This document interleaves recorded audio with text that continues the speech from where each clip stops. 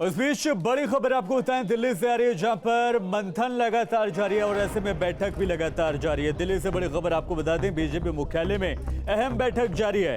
UP सरकार के गठन पर बड़ी बैठक ये लगातार हो रही है। सीएम योगी, जेपी नड्डा, धर्मेंद्र प्रधान इस बैठक में मौजूद हैं। इसके अलावा बैठक में बीएल संतोष, इसके अलावा धर्मेंद्र प्रधान मौजूद हैं, दिनेश शर्मा इसमें मौजूद है, स्वतंत्र देव सिंह इसमें मौजूद हैं, केशव प्रसाद मौर्य इसमें मौजूद हैं, सुनील बंसल भी इस बैठक में मौजूद हैं, राधा मोहन भी इस बैठक में मौजूद हैं। और इस बैठक का जो एजेंडा है उसमें बड़ी खबर यही है कि अब सरकार का चेहरा कैसा होगा, कैबिनेट में कौन कौन से लोग होंगे, किन किन लोगों को क्या पोर्टफोलियो दिया जाएगा, इसी को लेकर मंथन लगातार भारतीय जनता पार्टी के द्वारा किया जा रहा है। सीधे तौर पर केंद्रीय नेतृत्व इसमें अहम जिम्मेदारी अदा कर रहा है। लगातार सीएम योगी आदित्यनाथ भी बैठकों का दौर लगातार बनाए हुए हैं।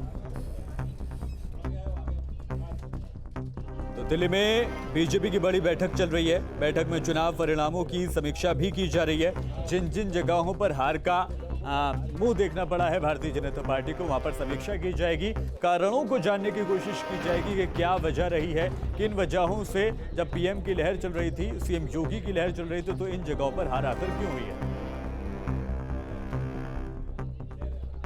और ज्यादा अपडेट के लिए हमारे संवाददाता अलग अलग जगहों से हमारे साथ जुड़ गए। निशांत राय दिल्ली से हमारे साथ जुड़ गए हैं, लखनऊ से अविनाश हमारे संवाददाता जुड़ गए। पहले दिल्ली चलेंगे और आपसे जानना चाहेंगे किस तरह का अपडेट है निशांत। बैठक 4 बजे से चल रही है, 5 बजे से ज्यादा का वक्त हो चुका है।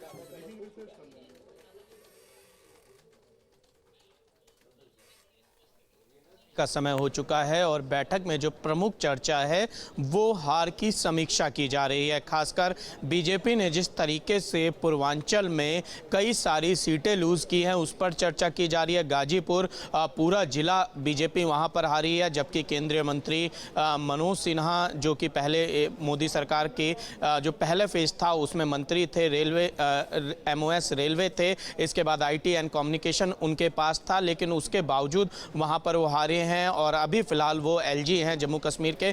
दूसरा कौशाम्बी जिले में जो सीटें हारी हैं खुद डिप्टी सीएम केशव मौर्य हारे हैं। और सबसे बड़ी बात है कि डिप्टी सीएम केशव मौर्य को हराने वाली जो पल्लवी पटेल थी वो बाहर से आई थी, उसके बावजूद वहां पर आ रहे हैं। इसके अलावा अगर बात की जाए तो आजमगढ़ जिले में हालांकि पिछली बार भी वहां एक सीट मिली थी, लेकिन इस बार स्थिति ज्यादा खराब रही है। मऊ जिले में भी सीटें कम आई हैं। बलिया में जिस तरीके से कैबिनेट मंत्री उपेंद्र तिवारी अपना चुनाव हारे हैं, तो इन तमाम सीटों पर समीक्षा की जा रही है कि पार्टी के हार के क्या कारण रहे हैं, क्योंकि 2022 से 2024 का सफर तय करना है और इस सफर में यह देखना है कि पार्टी को मुश्किलें कहां कहां आ रही हैं और इन मुश्किलों को कैसे दूर किया जाए, ताकि 2024 में बीजेपी का प्रदर्शन फिलहाल जहां पर खराब रहा है वहां पर इस प्रदर्शन को बेहतर किया जा सके। इसके अलावा अगर बात की जाए तो मंत्रिमंडल गठन पर चर्चा होगी।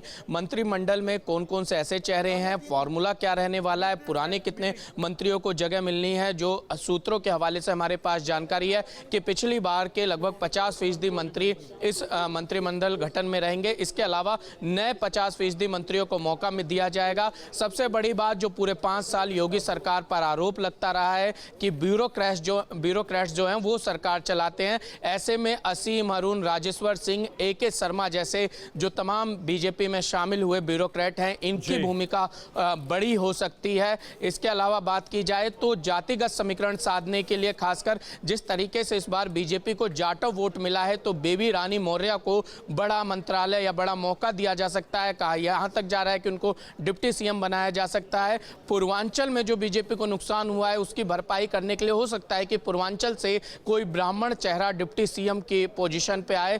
और इसके अलावा सबसे अहम बात जो MLC के चुनाव हैं, 36 सीटों पर MLC के चुनाव होने हैं। ऐसे में बीजेपी की ओर से MLC के लिए कौन कौन उम्मीदवार हैं, ये तमाम बातें हैं जो कि आज की बैठक में डिस्कस हो रही हैं। लेकिन अभी भी मंत्रिमंडल गठन में इस बैठक के बाद भी फाइनल मोहर नहीं मानना चाहिए। हो सकता है कि होली के बाद एक और बैठक हो और उस बैठक में मंत्रिमंडल में कौन कौन होगा उस पर आखिरी और अविनाश को रोक लेते हैं। अविनाश, न सिर्फ नए कैबिनेट के चेहरे को लेकर मंथन किया जा रहा है, बल्कि जब मोदी लहर की बात करते हैं, जब योगी लहर की हम बात करते हैं, और ऐसे में अगर भारतीय जनता पार्टी की सीटें कम हो जाएं तो इस पर मंथन भी जरूरी है।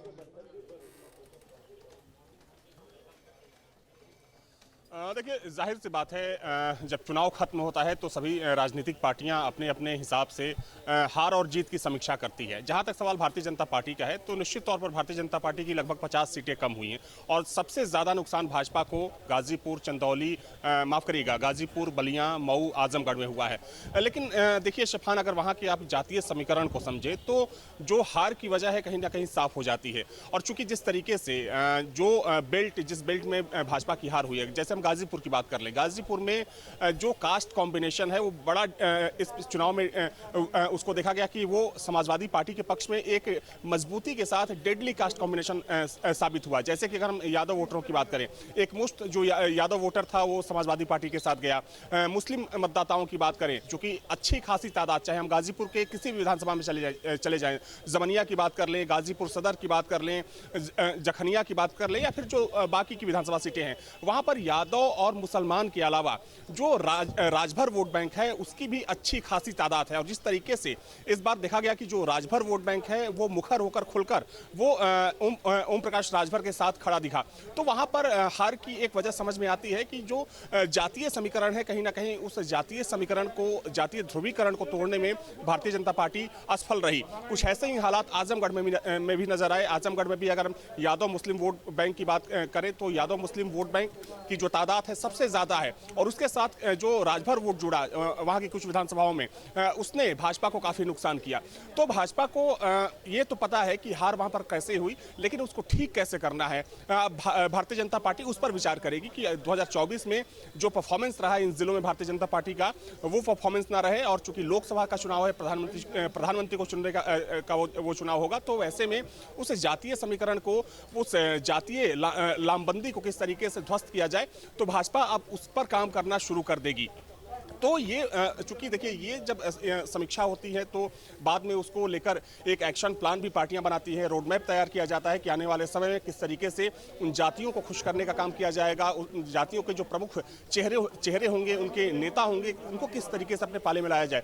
तो ये तो हार और जीत की समीक्षा की बात हुई।